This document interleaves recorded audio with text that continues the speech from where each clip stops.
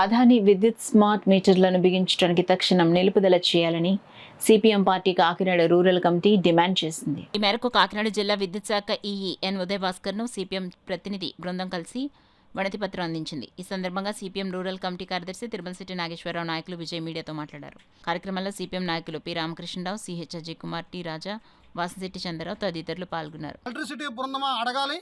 అదాని మీటర్లు అయితే ప్రజలందరూ స్వచ్ఛందంగా ఈ మీటర్లని వ్యతిరేకించాలి. ఎందుకు వ్యతిరేకించాలంటే ఈ మీటరు ముందుగానే బిల్లు కడితేనే పనిచేస్తుంది. రీఛార్జ్ చేసుకోవాలి, సెల్ ఫోన్ రీఛార్జ్ చేసుకున్నట్టు. అదేవిధంగా అర్ధరాత్రి అపరాత్రి లేకుండా ఆగిపోద్ది. అంతేకాదు ఉదయం ఒక రేటు, సాయంత్రం ఒక రేటు వసూలు చేస్తారు. మరొక భారం ఏంటంటే ఈ మీటర్ ఆగిపోతే ఎవరికి చెప్పాలో తెలియదు. ఇట్లాంటి అనేక ఇబ్బందులు.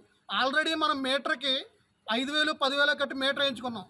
ఇప్పుడు బిగిస్తున్న మీటర్కి ప్రతీ నెల బిల్లులో కలిపి 9 సంవత్సరాల పాటు మళ్ళీ డబ్బులు వసూలు చేస్తారు మీటర్ బిల్లు అని చెప్పి.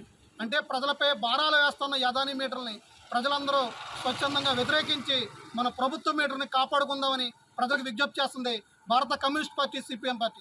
దాని మీద మేము యాజిటేషన్ చేస్తాం, అవసరమైతే మీటర్లు పగలగొడతాం కూడా అని చెప్పడం జరిగింది.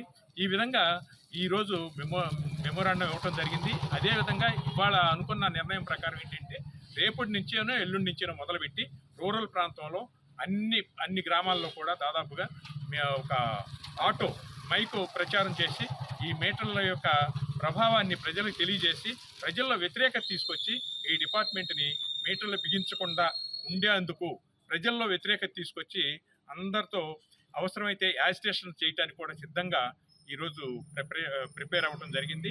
కాబట్టి ఈ యొక్క మీటర్లని ప్రస్తుతానికి ఆపే విధంగా ఒప్పుకున్నారు.